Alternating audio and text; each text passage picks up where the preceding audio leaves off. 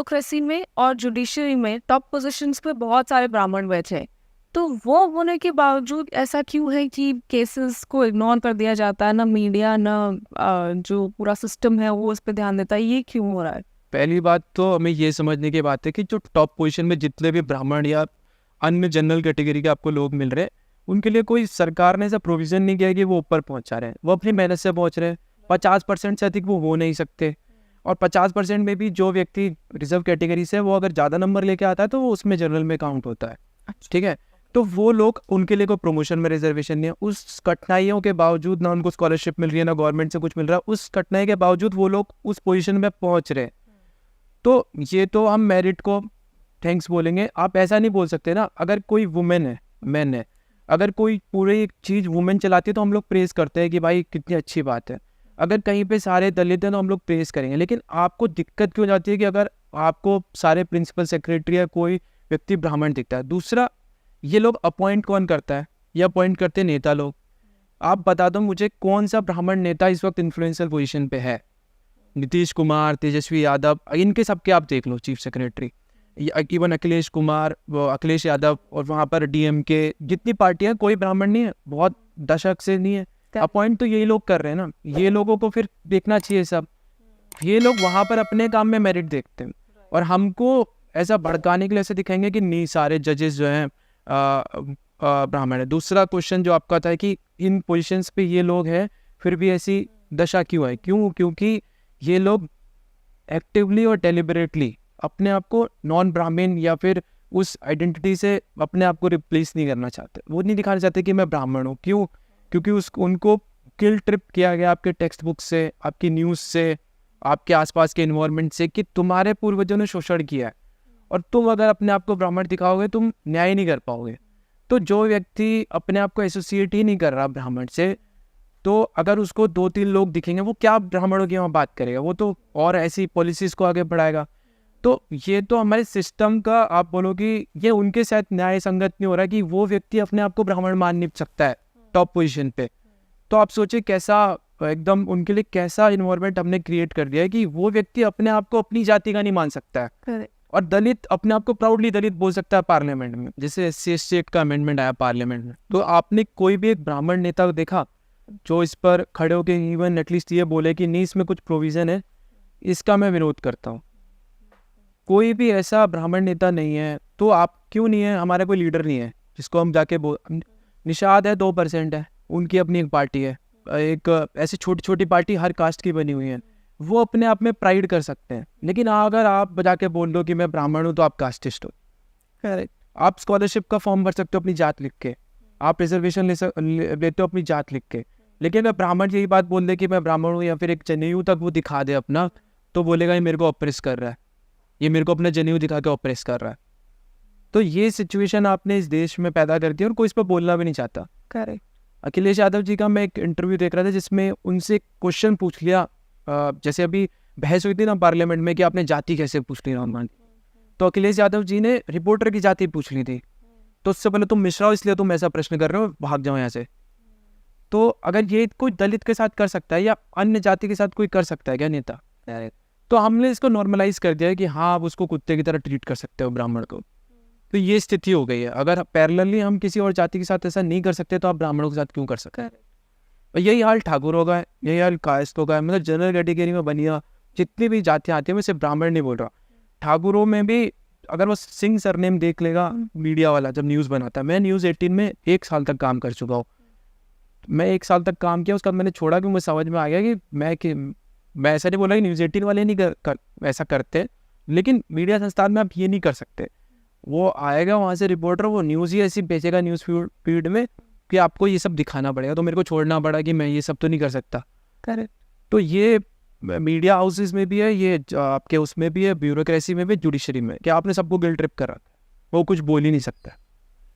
तो जो आपने बात बताया अभी पुजारी जी के साथ हुआ या जो और भी ऐसे इंसिडेंट्स होते हैं, तो जब पुलिस को अप्रोच किया जाता है तो FIR का क्या स्टेटस रहता है? पुलिस का क्या रवैया रहता है इनकी तरफ? तो मेरे को लगता है कि जो अभी यूपी में बोला हुआ है कि लॉ एंड ऑर्डर बहुत अच्छा है, ये पूरी तरीके से मेरे को हाइप लगता है। एटलीस्ट ब्राह्मणों के केस में तो लगता है। क्योंकि जो जो मैंने आपको बताया कि जहाँ पर हीनियस क्राइम हुआ, चाहे वो मथुरा पुजारी जला दिया गया, एक आरोपी नहीं पकड़ा है, कोई उसमें स्टेटस रिपोर्ट नहीं है क्या हो रहा है क्या नहीं हो रहा है। ऐसे ही बहराइच में अभी हमने हाई कोर्ट में गए थे हम लोग, उस परिवार की तरफ से, उसका बेटा मार दिया, उसका नाम धनंजय मिश्रा था, बहराइच का था वो।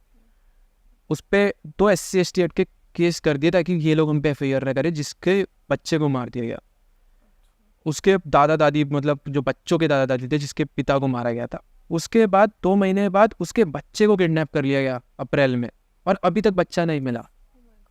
और फिर भी तो आरोपी की अरेस्ट नहीं हुए, अभी तक नहीं हुआ आज की डेट में। तो ये स्थिति है, और पुलिस वालों ने कुछ नहीं किया। पुलिस वाले मुँह पे कहते थे कि हम लोगों ने पैसा खा लिया, हम लोग नहीं करेंगे। 2 SC/ST एक्ट के मुकदमे उल्टा उन पे लगा दिए गए, ठीक है, कि आपने दलितों, और भीम आर्मी आ गई इसी बीच में कि उन्होंने उनका घर फूंक दिया कि दलित हो ये। फिर हम लोग हाई कोर्ट गए, लखनऊ हाई कोर्ट में हम गए, फिर वहाँ से हमने SIT जांच के आदेश लिए। जज भी देख के हैरान है कि चल क्या रहा है, कि भाई लड़का आप प्रोड्यूस नहीं कर पा रहे, आप आरोपी पकड़ नहीं पा रहे, उल्टा तो SC/ST एक्ट लगा दे रहे हो। तो ये स्थिति पूरे उत्तर प्रदेश में, आपको, आप जो जिले का नाम बताएंगे वहाँ मैं आपको ऐसे केसेस गिना दूंगा, चाहे वो मेरठ हो, चाहे वो अयोध्या हो, चाहे जो बोलते हैं ना ये लोग कि इतना बुरा प्रदर्शन क्यों हुआ लोकसभा में, उसका एक बड़ा कारण भी ये है कि जो आपका कोर वोट था ना, उसके साथ आपने, मैं BJP का नाम लेके बोलूँगा, क्योंकि हमें कोई उम्मीद नहीं है कोर वोट को सपा से या मायावती, उसको उम्मीद थी कि BJP आएगी तो कुछ अच्छा होगा।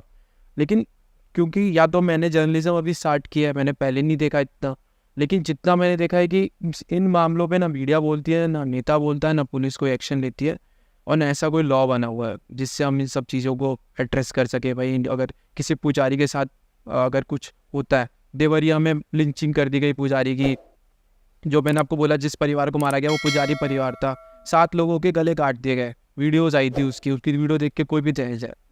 तो ये पूरे उत्तर प्रदेश में कोई सा भी आप जिला ले लो, कि अगर वहाँ पर आरोपी अगर वो निकल जाए ब्राह्मण, तो उसके घर पे बुलडोजर चल जाएगा। लेकिन अगर वही विक्टिम ब्राह्मण है, तो मेरे को तो एक केस नहीं पता जिसमें मैंने कवर किया और उसमें बुलडोजर चला। या तो ये सरकार तक बातें नहीं पहुँचती हैं, या तो ये इंटेंशनली ऐसा किया जाता है कि चलो भाई ब्राह्मण है तो चलता है। एंड पुलिस, अगर कोई कहीं तो ऐसा होता होगा कि पुलिस वाले कुछ हेल्प आउट करते हो या सपोर्ट करते हो इन केस में विक्टिम्स को।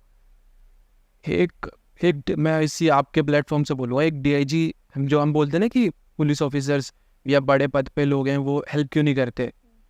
एक DIG हैं, वो गए थे हाथरस में, ऐसे एक केस हुआ था, जो ब्राह्मण संगठन का एक नेता था, जिलाधिकारी, जो जिलाध्यक्ष था, उसकी हत्या कर दी गोली मार के। तो वो उसके 13वीं में उससे मिलने चले गए, मेरे कहने पे उनको सस्पेंड कर दिया। वो DIG थे, DIG फायर, उनको कोई पुराना केस निकाल के 8 महीना पुराना कि इन्होंने कुछ ये किया था, और उसको सस्पेंड कर दिया, वो सस्पेंड है। तो पुलिस अधिकारी या बड़ा ब्यूरोक्रेट क्यों ही हेल्प करेगा, जब वो देख रहा है कि भाई इतने बड़े पद पे व्यक्ति है वो सस्पेंड हो जा रहा है, कोई पुराना केस लेके, किसी को ज़बरदस्ती VRS दे दिया जाएगा, किसी कुछ कर दिया, तो वो क्यों करेगा। एज अ कम्युनिटी हमारे लोगों को भी ये समझना चाहिए कि आपको इन मुद्दों पर चुप रहने की ज़रूरत नहीं है, आपको क्वेश्चन करना होगा, और हम क्वेश्चन उसी से करेंगे जिससे हमें उम्मीद है। तो हम भाजपा से क्वेश्चन करेंगे, भाई क्यों ये सब हो रहा है, आपको क्यों ज़रूरत पड़ी कि SC/ST एक्ट को आपने इतना स्ट्रॉन्ग कर दिया है कि अगर हमारे समाज की कोई लड़की है, उसके साथ अगर रेप होता है, और दलित समाज की लड़की के साथ रेप होता है, तो उसको आप कंपनसेशन दे रहे हो 8 लाख, और उस लड़की को आप पूछ नहीं रहे हो कंपनसेशन के नाम पे। तो ऐसा क्यों कर रहे हो भाई, दोनों के साथ हुआ है ना, जाति देख के तो नहीं कर रहा ना वो व्यक्ति उसके साथ गलत कहा, लेकिन क्योंकि वो एक जाति से, तो उसको आप उसके पीछे पूरा आपको वकील दे देंगे, आप 8 लाख रुपए दे देंगे, पूरी सहायता करेंगे, और उसको आप पूछ नहीं रहे हो दूसरे। तो ये दोनों तीनों तो रेप विक्टिम्स को भी जाति के आधार पर बांट के। आई थिंक जो जितनी मेरी रिसर्च है इसमें, हम कभी भी जातिवाद में तो थे ही नहीं। अगर हम सनातन की दृष्टि से देखें तो ना हमारे कोई भी स्क्रिप्चर्स जातिवाद की बात करते हैं, वर्ण सिस्टम थे जो कि प्योरली आपके कर्म के हिसाब से था, जो काम आप करते हो उस हिसाब से। तो जब अंग्रेजों ने देखा कि गाँव को तोड़ नहीं पा रहे हैं वो किसी भी तरह से, तो गाँव में उन्होंने स्पेसिफिकली ये जातिवाद वाली चीज़ शुरू करी, और तब से ही ब्राह्मणों का बहुत ज़्यादा नरसंहार भी हुआ, उससे पहले भी हुआ और उसके बाद और ज़्यादा हुआ, बिकॉज उनको बाकी की पूरी सोसाइटी के सामने भी कल्प्रिट बना दिया गया। अब 1863 में मंदिर तो सरकार ने हड़प लिए थे, अंग्रेज सरकार ने, उनका रूल आ गया था। तो ये कहना कि मंदिरों में ब्राह्मण लोग दूसरों को नहीं घुसने देते थे, ये कैसे आया मुझे नहीं पता, क्योंकि जब ब्राह्मण के अधिकार में ही नहीं था मंदिर, जब अधिकार ही ब्रिटिश सरकार का था, तो ब्राह्मण कैसे रोकेगा, that is also a question. पर ठीक है, जो भी हुआ पीछे हुआ हम नहीं बदल सकते, बट अभी भी डू यू सी कि ब्राह्मण एकता नहीं होना, जैसे आपने कहा कि हमारा कोई नेता नहीं है, तो वो एक मेन रीजन है कि ब्राह्मणों के अगेंस्ट इतना अत्याचार होने के बावजूद, इतनी अट्रॉसिटीज होने के बावजूद वो अननोटिस चली जाती है और कोई भी उसके लिए आवाज नहीं उठाता। तो ब्राह्मण एकता पूरे देश में होनी बहुत जरूरी है। पूरे देश में भी होने की जरूरी है। और सबसे बड़ा राज्य जो उत्तर प्रदेश है, जहाँ ब्राह्मणों की पॉपुलेशन 17% है। आप ये सोचिए कि सबसे बड़ा वर्ग है, तभी उप मुख्यमंत्री बनाया गया यूपी में एक ब्राह्मण को, हमेशा बनाया जाएगा अब भी, जब जितनी बार भी भाजपा की कोई भी सरकार आती है। और इवन सपा ने भी जो अपना वो लीडर ऑपोजिशन बनाया, अखिलेश जी ने एक ब्राह्मण को ही बनाया, जबकि वो यादवों की पार्टी, सबको पता है। तो इतना बड़ा हमारा वोट बैंक है, उसके बावजूद हमारे पास एक लीडर नहीं है। निषाद पार्टी है, 2-4% वोट बैंक है, उनका नेता हमेशा कैबिनेट मंत्री बनता है। एक और है, क्या नाम है, एक और पार्टी है, नाम भूल गया मैं, जो हर बार इधर उधर जाते हैं, इनका पीला गमछा रहता है, नाम याद नहीं आ रहा मेरे को। वो उनकी भी कुछ इतनी पॉपुलेशन है, वो भी हमेशा कैबिनेट मंत्री बनते हैं, उनका बेटा हमेशा सांसद बनेगा। एक पटेल की पार्टी है कुर्मियों की, उनकी भी हमेशा एक कैबिनेट मंत्री बनेगी। लेकिन जो इतना बड़ा पॉपुलेशन है, उसके बाद अपना लीडर नहीं है। तो ये बात तो मैं मानूंगा आपकी कि अब अगर किसी भी समाज को आगे बढ़ना है या अपनी बातें उसको पहुँचानी है या उस पर सरकार तक अपनी बात, तो एक लीडर होना चाहिए। लेकिन हमारा, मैंने वही बोला कि हम इतना गिल्ट ट्रिप कर दिया कि वो व्यक्ति वो बात बोल ही नहीं सकता कि मैं ब्राह्मण हूँ तो मैं ब्राह्मणों की आवाज़ उठाऊंगा, जबकि बहुत सारे ऐसा नहीं, बहुत सारे सांसद ब्राह्मण हैं लेकिन वो बोल नहीं सकते। तो ये एक बहुत बड़ा कारण है कि हमारी बात नहीं पहुँच पाती नेताओं तक। और इवन पुलिस वाले भी इसीलिए, जैसे मैंने आपको केस बताया कि अगर कोई सामने आएगा तो उसको हमारे नेता लोग ही सस्पेंड कर देते हैं। तो ये तो हर जगह, आप तमिलनाडु में देख लो, वहाँ पर क्रैश कोर्स से पुजारी रखने लग गए हैं लोग। तमिलनाडु में कोर्स करिए 6 महीने का, आपको पुजारी लगा देंगे। तो वो लोग जो ट्रेडिशनल हमारे गुरुज हैं, एक तो हम लोगों ने रिस्पेक्ट करनी बंद कर दी है। शंकराचार्य को कोई भी आजकल गाली दे के चले जाता है। बांग्लादेश में कुछ होगा तो गाली दी जाएगी शंकराचार्य जी के। अब शंकराचार्य जी के हाथ में ना फोर्स है, ना आर्मी है, ना कुछ हो, क्या करेंगे? वो ज़्यादा एक वीडियो में बोल सकते हैं कि हिंदूज के साथ ऐसा हो रहा है, लेकिन ये तो आपका काम है ना, अब उसको बेस बना के गाली देने लग जाओ। तो ये जो भाई, आपने अगर अथॉरिटी दी हो ब्राह्मण को कुछ उस तरह से जैसे थी पहले, तब तो वो कुछ करेगा, अभी तो कुछ है ही नहीं। आप सोशल मीडिया हेट है ना, इसको कंट्रोल करने की बहुत आवश्यकता है। अभी मैं एक ट्वीट देख रहा था, एक अनिल यादव है, ट्विटर अकाउंट है, उसने अपने घर में एक पुजारी को रुद्राभिषेक करने के लिए बुलाया, करने के लिए नहीं बुलाया, उसको जलील करने के लिए बुलाया। जब आप उसको वो दान दे रहे हो बुला के करवाने का, वो अपना दान रख रहा है, उसकी आपने वीडियो बना ली और उसका आप मजाक बना रहे हो और खुद अपने घर में बुला रहे हो उसको। और ऐसी आपने कई वीडियोस बनाई कि ये फल कौन लेगा, पुजारी जी रख रहे हैं, ये पैसा पुजारी जी रख रहे हैं, सब तो पुजारी जी ले जा रहे हैं, हमें कह रहे हैं मोह माया से दूर रहो। तो ऐसी जब मजाक बनाने की वो, और ये आप सोचो कि आप ये किसी अन्य जाति के खिलाफ नहीं कर सकते, आप करके देख लीजिए, आप जेल में होंगे। लेकिन क्योंकि वो पुजारी कोई इस पर समाज रहे, उस पर हाँ करके, मतलब इतना कम ने नॉर्मलाइज कर दिया है। वो जो अभी संगठन बने हुए हैं बहुजन नेता जितने हैं, अब चंद्रशेखर आजाद जैसे लोग जो पहले एक टाइम पे ब्राह्मणों के खिलाफ जहर उगलते थे, वो पार्लियामेंट में बैठे हुए हैं और हम बोल रहे हैं लोकतंत्र की सुंदरता है। तो ये स्थिति है हमारी कम्युनिटी की, जिसको कोई नहीं समझ में आता।